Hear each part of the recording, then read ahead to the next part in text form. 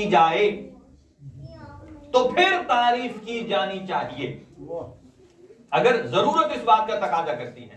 تو امیر المؤمنین نے جو نہج البلاغہ میں اپنی تعریف اور ایک انٹروڈکشن دیا ہے اس میں دونوں صفتیں موجود ہیں.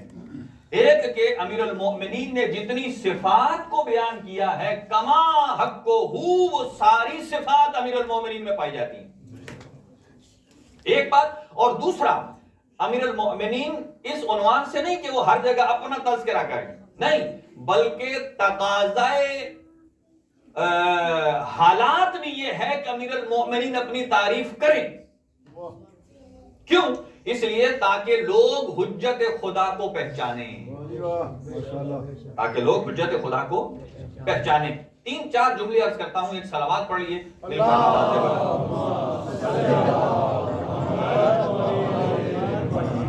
اور اس میں اس پر تقریباً 3 استدلالات ہیں. البتہ نہج البلاغہ پر اور گفتگو بہت ساری ہو سکتی ہے.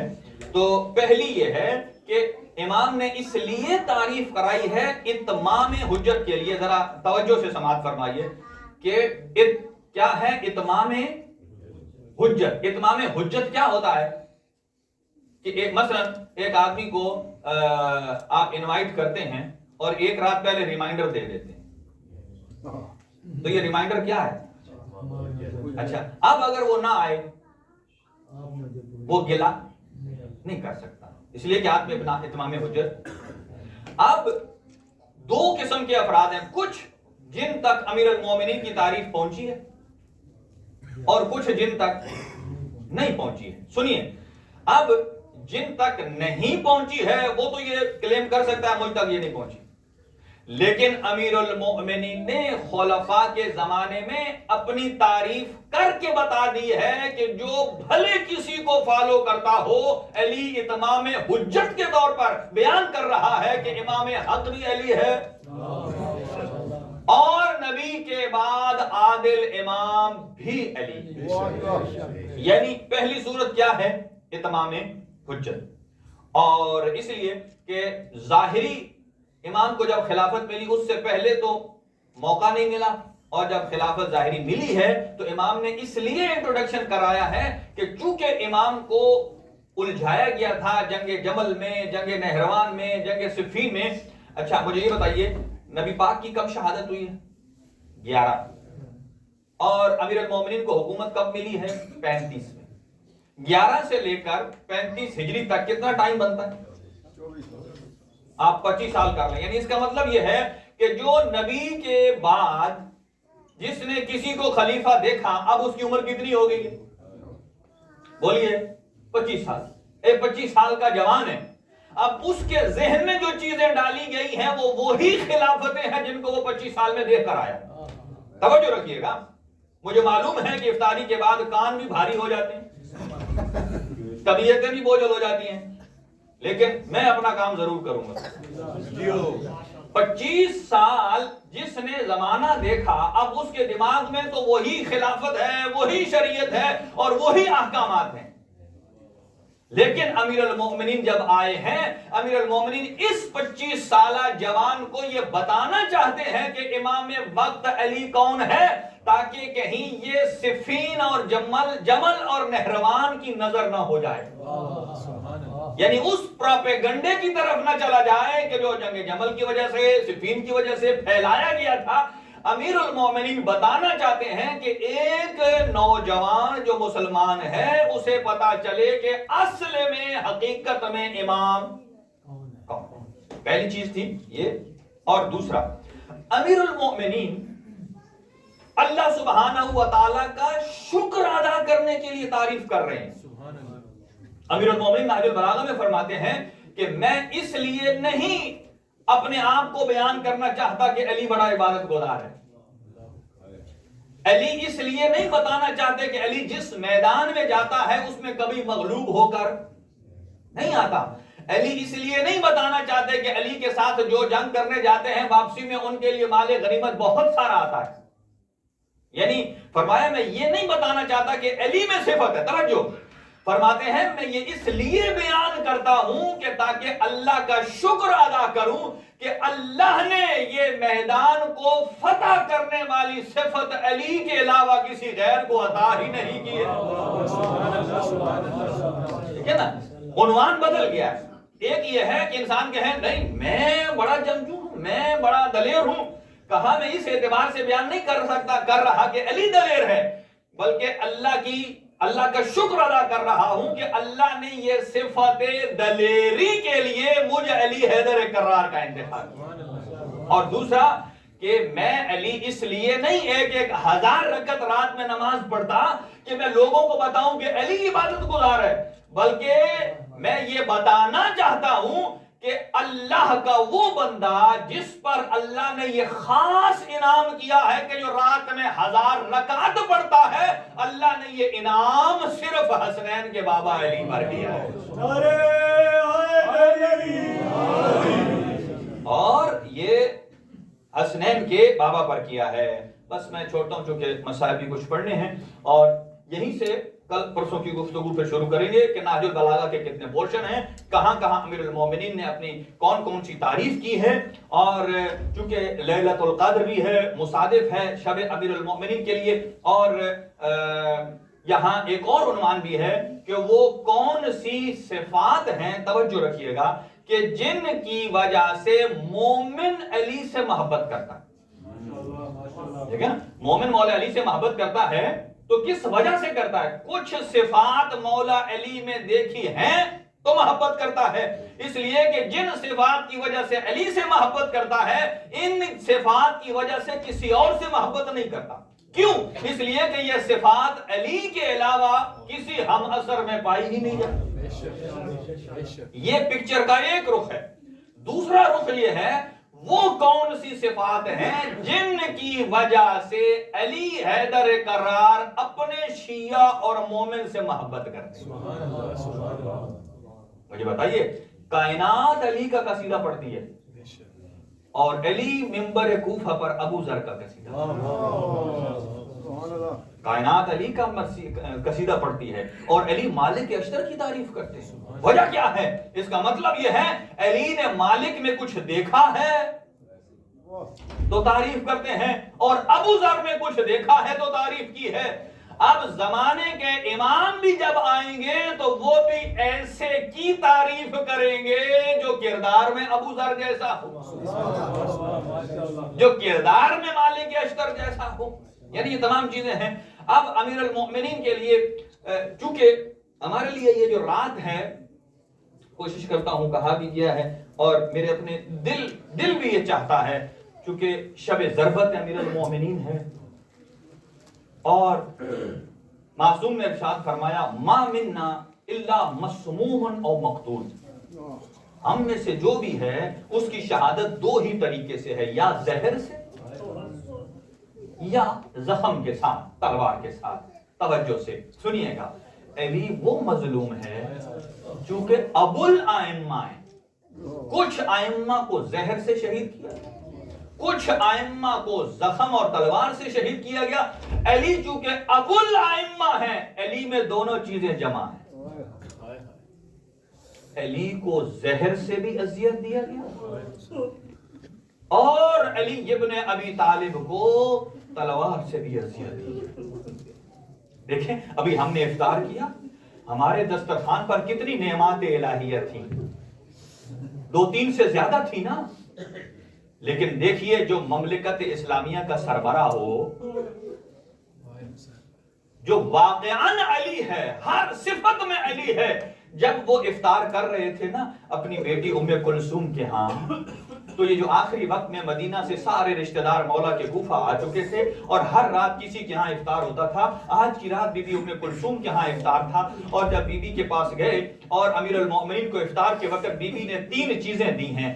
2 سوکھی جو کی روٹیاں ہیں, ایک تھوڑا سا نمک ہے, اور ایک طرف دودھ کا ایک جام ہے. توجہ رکھیے گا, جب یہ 3 چیزیں دیکھی نا تو بابا نے فرمایا اے میرا بیٹا, آپ کو معلوم نہیں ہے کہ آپ کا بابا اتنی کثیر چیزوں سے افطار نہیں کرتا, बीबी ने फरमाया बाबा ये तो मामूली सी चीजें हैं, 1-2 जौ की रोटियां हैं, नमक है, दूध है। कहा बेटा इनमें से कुछ उठा कर ले जाइए। कहा आपको मालूम है कि आपका बाबा नहीं पसंद करता कि महशर के मैदान में हिसाब के लिए अली को ज्यादा देर रुकना पड़े। क्या ये चीजें नादुरुस्त थी? नहीं, जायज चीजें हैं, लेकिन फरमाते हैं फिल हलाल हिसाबुन व फिल हराम इकाबुन। फरमाते हैं अल्लाह ने जो हलाल दिया है इसमें हिसाब लिया जाएगा, और जो हराम इंसान इस्तेमाल करे उसमें इकाब होगा। और कहा इनमें से एक चीज ले जाइए। बीबी नमक को उठाने लगी थी और बीबी का हाथ रोक लिया। कहा बेटा नमक रहने दीजिए, दूध ले जाइए। और फिर कहा बाबा ये कोई अजीम चीज तो नहीं है। तवज्जो सुनिएगा कि ममलिकत इस्लामिया का जो सरदार और रहबर है उसकी खुराक कितनी होनी चाहिए। अभी आप देखिएगा कि अभी अभी जो शहीद हुए हैं उनकी कैफियत क्या थी। वाक़अन सिफत अली पर गामज़न थे। और जब कहा ममलिकत इस्लामिया का जो सरबराह है उसकी खुराक उस ममलिकत के ज़ईफ तरीन और कमजोर और गरीब तरीन फर्द जितनी खुराक होनी चाहिए। कहा ऐ मेरा बेटा क्या मुझे बताइए कि क्या आज कूफा के हर यतीम के पास दूध का जाम मौजूद है कि उनका मौला वाका अली पिए? और बीबी वो ले गई और आका ने इफ्तार किया। और मैं कहूंगा कि यहाँ चंद चीजें ऐसी हैं कि बार बार मौला अपने अहले बैत को बता रहे हैं। कभी कुरान मजीद की वो आयात बयान करते हैं जिनमें मौत का तज़किरा आता है, और तज़किरे के बाद कहते हैं ऐ अल्लाह तेरा वादा हक है, तेरे रसूल का वादा सच है। और फिर कभी अपने बेटे हसन से पूछते हैं बेटा हसन रमजानुल मुबारक के कितने दिन गुजर गए हैं? कहा 18। कहा बेटा कितने दिन रह गए हैं? कहा 12। और फिर कहते हैं वाह गुरबता। ये चीजें क्या थी? अहले खाना को मुतवज्जे कर रहे थे गैर महसूस तरीके से। और एक मर्तबा जब एक सहाबी ने कहा कि या अली इब्न अबी तालिब जुमे का दिन है, आज अपनी रीश को खिजाब कर लीजिए। अब फौरन अपनी दाढ़ी पर हाथ रख कर कहते हैं अब ये दाढ़ी अली के खून से खिजाब होगी। और जब ऊंटों की घंटियों की आवाज आई ना गर्दन में कि हज को काफिले रवां थे, और किसी मौला ने पूछा कि ये ऊंटों की घंटियों की आवाजें कैसी हैं? कहा ऐ मेरे बाबा ये वो लोग हैं कि जो सफर हज पर रवाना हो रहे हैं। जब ये जुमले सुने और फिर कहा आह अली, आज इस साल बैतुल्लाह का शरफ अली हासिल नहीं कर सकेंगे। अजरुकुम अलल्लाह, अजरुकुम अलल्लाह। बस अली अपने घर में मौजूद हैं। अब कैफियत क्या है कि वैसे भी अली के घर में रातों को इबादत की जाती है, लेकिन ये रात तो थी ही लैलतुल क़द्र की रात। और बीबी ज़ैनब कुबरा फरमाती हैं कि हम 3 बहनें, बीबी उम्मे कुलसूम, बीबी ज़ैनब और बीबी रुकैया, हम अपने बाबा को देख रही हैं मुसलसल गिरिया कर रहे हैं। और हमने आगे बढ़कर पूछा तवज्जो से या अबाना, ऐ हमारे बाबा लिमा ला तस्तरीहु फी हादिहिल लैला, आप रात में थोड़ा हिस्सा इस्तिराहत फरमाते थे, ये क्या वजह है आज रात आप इस्तिराहत नहीं कर रहे? और जवाब में फरमाते हैं कद क़रबल अजल व इन क़तअल अमल। ऐ मेरा बेटा अब वो कैसे इस्तिराहत करे जिसकी अजल का वक्त करीब आ गया है, जिसकी हसरतें तमाम हो रही, अजरुकुम अलल्लाह, हसरतें तमाम हो रही हैं। और यहाँ एक जुमला में सुनिएगा कि तवील ना हो जाए गुफ्तगू। और जब बीबियां गिरिया कर रही थी ना तो मौलाए कायनात एक मतलब अपनी ये हथेलियां देकर उठे और अपनी बेटी उम्मे कुलसूम को अपने गले में लगाया और तसल्ली दे रहे थे। और तसल्ली क्या दे रहे थे मुझे इतना बताइए अदादारो। मौला अमीर अल मोमिनीन फरमाते हैं या बुनैया तो ला तबकीनी, ऐ मेरा बेटा उम्मे कुलसूम अभी गिरिया न कीजिए, इसलिए कि आपका बाबा परदेश में है, और जो परदेश में हो वो अपनी बेटियों के गिरिये को बर्दाश्त नहीं कर सकता। तसल्ली दे रहे थे। मैं कहूंगा या अली, आप भी परदेश में हैं, आपका वतन मदीना है लेकिन कूफा परदेश है। यहाँ तसल्ली दे रहे हैं बेटी को कि ना रोना। अज़ादारों आ जाइए, मैं आई, आज चलते हैं नजफ, आका वाली नजफ। आपको का कूफा भी परदेश है लेकिन करबला भी परदेश है। यहाँ आप बेटी को ना रोने की तलकीन कर रहे हैं लेकिन जब हुसैन मजलूम जख्मी होकर खैमे में आए ना, इधर 4 साला सकीना को देखा और 4 साला सकीना ने कहा बाबा आप भी मौत के लिए आमादा हो गए। कहा मन ला नासिर लहू वला मुईन, ऐ मेरा बेटा जिसका कोई मददगार न रहे वो मौत को न जाए। मौत को न जाए तो किधर को जाए। और इमाम हुसैन बैठ गए, सकीना को गोद में रखा। अब न्याज़े हुसैन जुमला सुनिएगा, मौला ने उम्मे कुलसूम को तसल्ली दी कि परदेश में ना रोना। अब जब सकीना गिरिया कर रही थी ना, इमाम हुसैन ने फरमाया ला तुहर्रिकी क़ल्बी बिज़ल्लिका हसरतन, ऐ सकीना ये लम्हा जब तक हुसैन जिंदा है गिरिया न करना।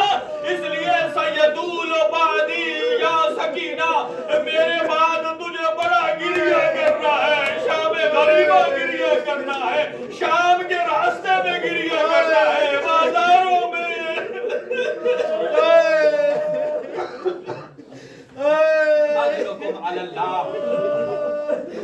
मौला बैतुन नूर में आते हैं और अपनी बेटियों को कहा ऐ मेरी बेटियों इज़ा क़रबतिल आज़ान, जब आज़ान का वक्त करीब आए ना, फ़ख़बिरनी, मुझे आवाज देना, मुझे बुलाना। बीबी उम्मे कुलसूम फरमाती है कि मेरे बाबा पुश्त लगाकर बैत नूर में अल्लाह से राज़ो नियाज़ कर रहे हैं। इतने में देखा सुम्मा फंतहबत मुरगबन कि मेरे बाबा तड़प कर अचानक उठते हैं और कहा मेरे बेटों को बुलाओ, मेरी बेटियों को बुलाओ। तो जमा औलादहु व अहलहु, सबको जमा किया और जमा करके कहते हैं कद रअयतु फिल मनाम रसूलुल्लाह, मैंने रात में ख्वाब में तुम्हारे नाना रसूलुल्लाह को देखा है। कहा वो क्या कहते हैं? कहा या अबल हसन अंता क़ादिमुन इलैना। वो कहते हैं ऐ अली, मैं मुस्तफा भी तेरा इंतजार कर रहा हूँ और जन्नत में ज़हरा भी तेरा इंतजार कर रहा है। अजरुकुम अलल्लाह। बैते नूर में गए, इमामा नबी का रखा, अबा कबा नबी की पहनी, असा और नालैन नबी के पहने। मुस्तफा बनकर जब घर से निकलने लगे, सुनिएगा अज़ादारों, ज़ैनब कुलसूम ने बाबा को घर से कैसे रुखसत किया। रिवायत के अल्फाज ये हैं जैसे करबला में बहनों ने आका हुसैन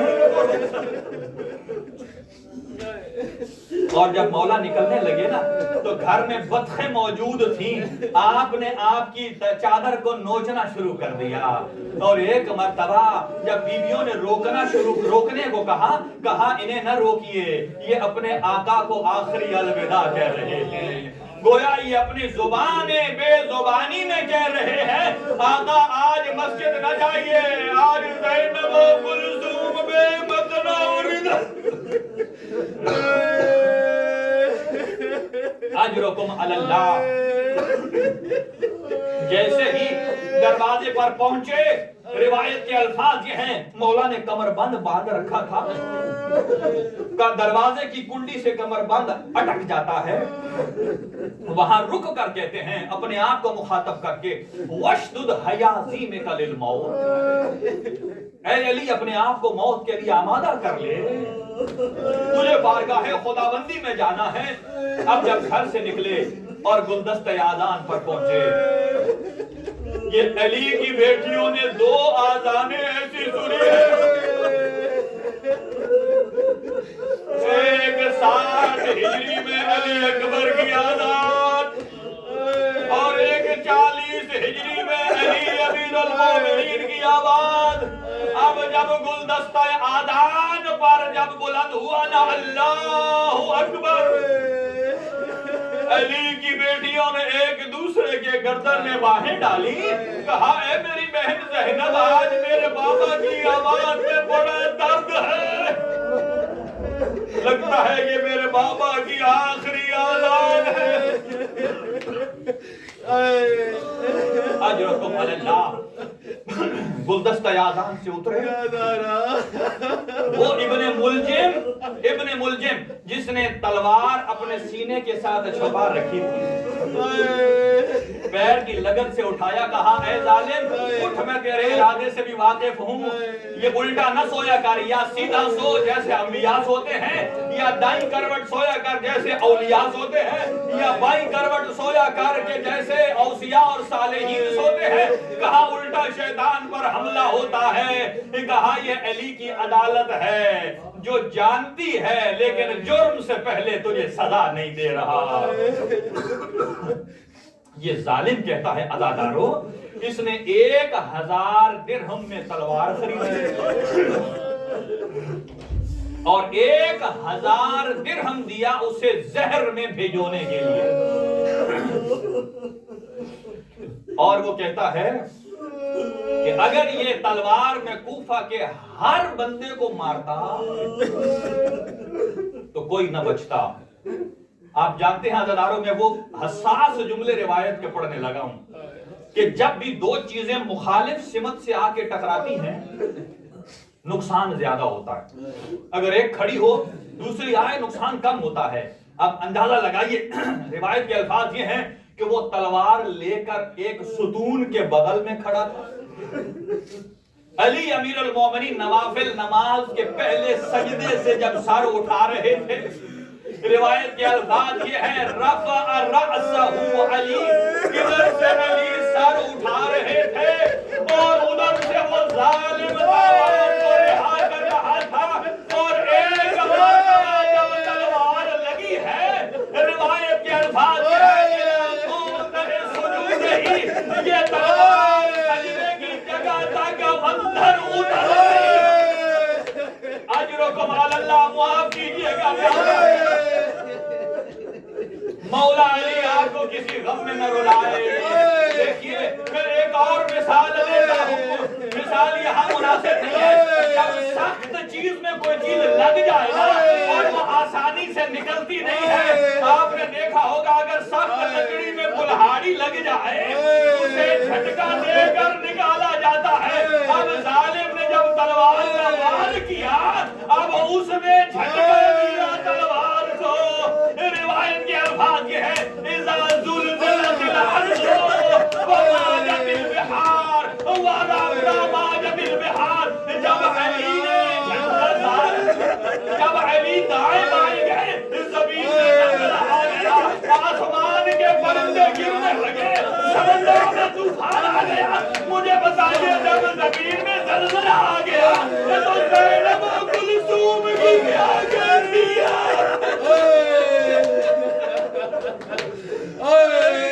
روایت کے جملے ہیں حتی 70 مرہ، 70 مرتبہ زینب دروازے پر گئی ہے اور کہا میرا غازی اور میرا حسن اور میرا بابا علی مارا گیا۔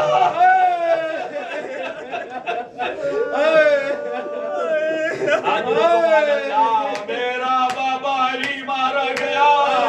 یہاں جبرائیل نے اپنا گریبان چاک دیا اور آسمان میں پرواز کر رہا ہے اور یہ ندا لگا رہا ہے تحدمت ارکان الہدا، اور ہدایت کے ارکان منہدم ہو گئے اور میرا مولا علی۔